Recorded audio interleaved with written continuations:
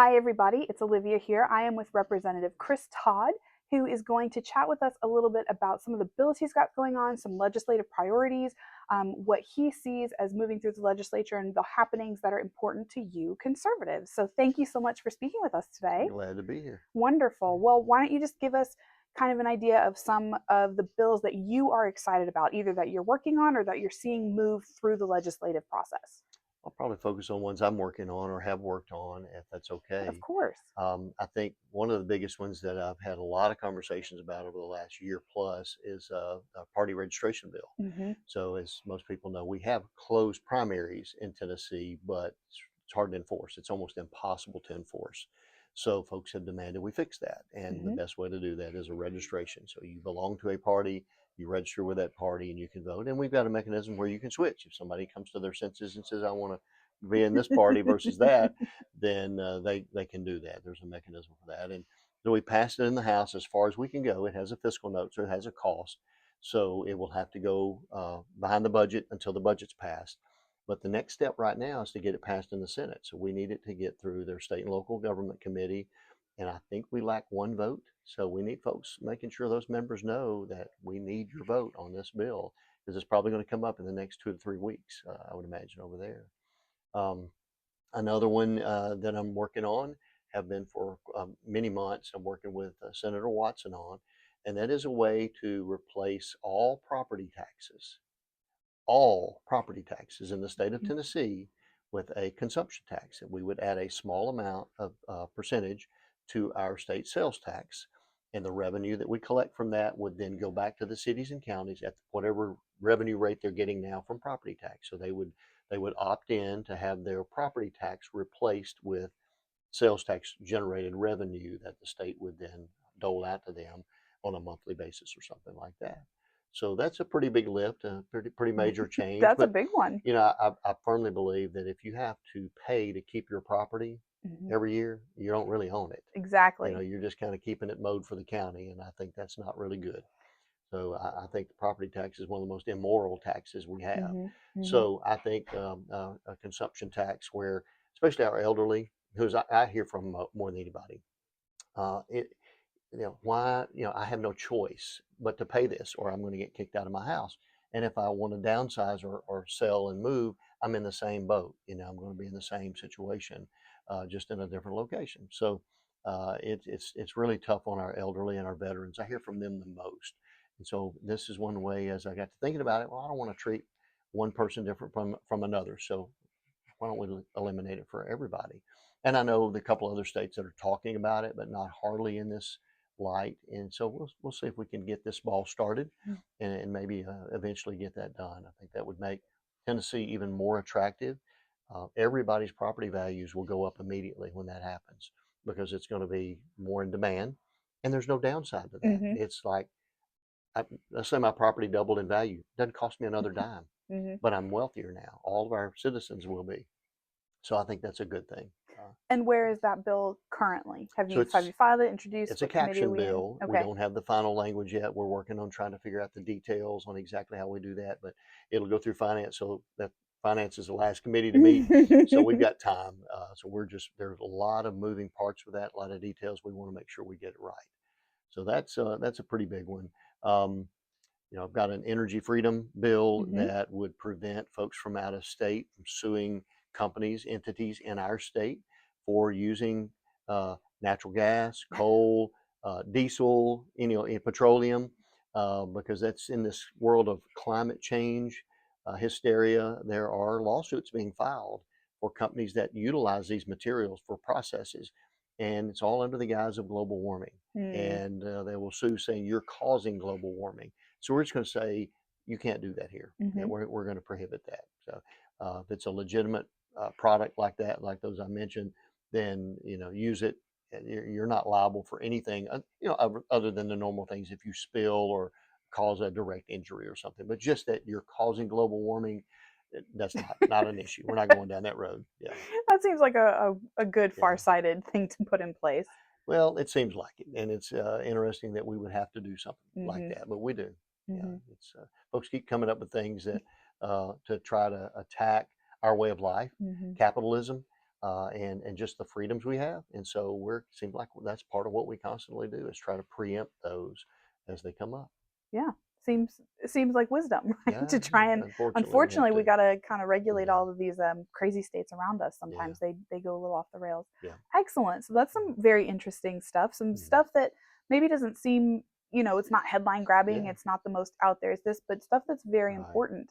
And that makes a Mhm. difference in well, property taxes would obviously Oh grab all yeah. of our Oh attention, but yeah. stuff that seems a little niche. Mm. Are there any pieces of legislation that you're not carrying, but that you're very excited to see coming down? There have been some that I'm watching. There's one more that I'm carrying that Mm-hmm. is a pretty significant bill. This is my 8th year here, which it seems like it's gone by extremely fast. But because you're constantly learning something, there's something Mm-hmm. about the process you don't know, you don't understand.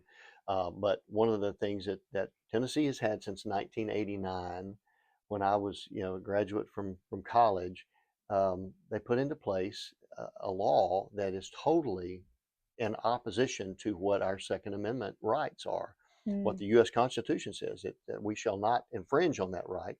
And yet we have a law that says it's a crime to carry a firearm or a club in the Mm-hmm. state of Tennessee. Mm-hmm. Then you have all these exceptions to punishments and defenses in there that are hard to understand, hard to read. I've even spoken to an attorney recently who's pretty up on this law Mm-hmm. and made the comment he was going to be violating the law the next day when he went hunting. And I said, no, you won't, because you're in the act of hunting. Now, if you stopped and got a cup of coffee first, you would be violating the law. It was a certain Yeah. scenario. Yeah. And so even folks that are familiar with the Mm-hmm. law still can have some misunderstanding. So Yeah. I'm trying to get that changed to where it's no longer a crime Yes. unless you are a convicted felon. You have all these things that are in the law now, Yeah. a juvenile, all these things. So Right. we're keeping the same crimes, Mm-hmm. but going about it from a more positive standpoint. Say we're not going to say it's a crime unless you are in these Yeah. categories. So it should read easier. Folks should be able to Right. understand it better. And yes, I was gonna say I know Yeah. we feel a lot of that, and there's been a lot of discussion on that intent to go armed Right. provision, Right. and that's how. Of Yeah. course I mean to be armed if I'm taking my weapon. How can Well, I be breaking the and law? that So. one, that's an interesting phrase that we are eliminating Mm-hmm. because we're taking the crime off. But that in our current code, the intent to go armed actually helps you Mm-hmm. because, and I had a gun store owner ask me about this recently, and we were at the counter, and he said, "Okay, I just got to get my hands around this." I said, "I'll give you an example. So if I took this rifle right here in the box, have no ammo, I'm just going to take this rifle to my truck. As soon as I exit your door, I'm breaking the law if I don't have the intent to go armed in there. Mm-hmm. The intent to go armed means I have ammunition. I'm intending to carry a loaded gun somewhere. That would be a crime if I don't have the intent to go armed on there. Just walking out with this piece of metal would be a crime. Mm-hmm. But with the intent to go armed clause, the way the law is written now, it actually helps me. It just the light came on. It's like, oh, I understand now. I Yeah. said it's the clause that says going armed is a crime. That's the issue, Mm-hmm. and that's what the Hughes case said Mm-hmm. very clearly. Mm-hmm. Not the intent to go armed, but the going armed clause is the problem. And which is Yeah, very true. yeah, And we it had is. there was a ruling from the Yep, judges that said absolutely yep, you can't yep, tell people their rights are a crime. So yeah. that'll be very interesting. So that's a big one that Yeah, we're that's a working on to flip that language. I mm-hmm. call it that's in section 3917 1307, and our nickname is the 1307 flip. We're trying to flip the language where it's no longer a crime to carry unless you meet those same Of course, qualifications. of Yeah, course. Well, that's yeah, super exciting, and that'll be a big one. yeah, I think not just for conservatives who obviously we always want to yeah. advocate for our Second Amendment, but like you said, to bring clarity so that law Hmm. reads very clearly, so I can Yeah, say these are my rights, these aren't the rights. We're sure. obviously not creating loopholes for criminals or for people who should Exactly. not be having guns to have guns. So Exactly. that's a huge one, and Yeah, again, kind of one of those nitty gritty things that yeah. you really got to dig into the verbiage and the You language. And do. I know you've been working, with the legal team and between the court rulings and all of that. So that is work that definitely I know a lot of us don't want to do. So we appreciate Sure. it that you do and you're willing to Yeah. dig in there and get in the nitty gritty. Glad to do it. It's complicated. The way the Absolutely. law is written now is very complicated and convoluted is the Yes. word I use a lot. Yes. And so undoing that and then putting back what we need in there is not easy. Yeah. But we're Yeah, grateful that someone's got to yeah. do it. I like Glad when to our do it. representatives tell stories about, hey, I was at the gun store doing Yeah, the things yeah, that I'm telling you I'm going to yeah, protect. So yeah. that's awesome. So, is there anything else that you would like to tell Tennessee conservatives out there about their legislature, what you guys are working on, any points of interest that you think conservatives need to know? think as far as just in general, Mhm. I'm gonna say one of the things that I like to tell folks is just how important it is for them to be informed Mhm. and involved. Mhm. And the Tennessee Conservative, many other outlets give them the news, they give them the facts, and that is very important for them to keep up with. Even associations, you know, Mhm. I'm a small business owner and I've been a part of a business association for about, I don't know, between 15 and 20 years, and they would make me informed. They would keep me informed during session about what's going on up here before I was here, and I couldn't do that on my own. I couldn't pay a lobbyist. I couldn't Mhm. afford to do a lot of that, or to spend the time every day looking up bills and reading bills.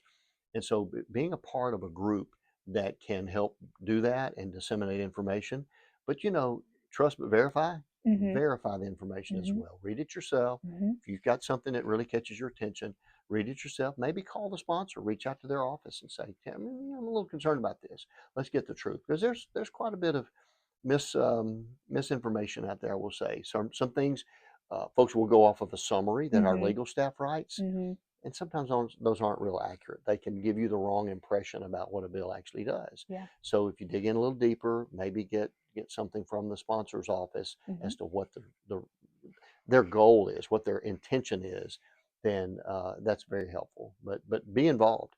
Let your voice be heard. I mean, we it makes a difference here for us to get an email or phone call or text message from a constituent. It really makes a difference. So we need that input.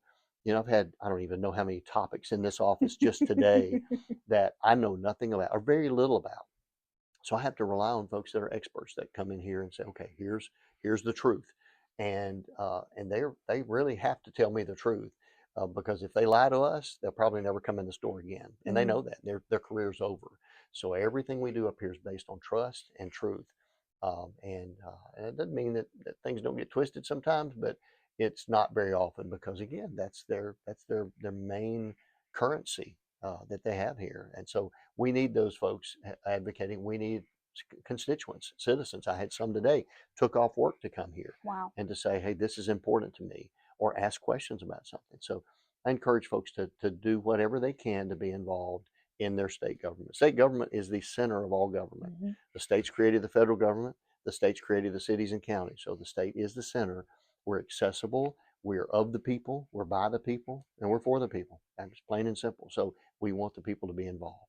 That's excellent. What a great ending statement. And that's you heard it from Rep Todd. Everybody, read the Tennessee Conservative. But yes, to exactly to get that information, to make sure that we are putting out. We often put out the calls to action to get those committee sponsors and those names because the constituents make the difference. They So do. we so appreciate you taking the time to talk to us today. You have just been a wealth of Well, information. thank you. We so appreciate what you're doing up here, and we just appreciate you walking out what you're talking and trying to get things done to make things better for conservatives in Well, Tennessee. thank you. It's a team effort. We need the whole team It here. truly is. Yeah. It truly is. Yeah.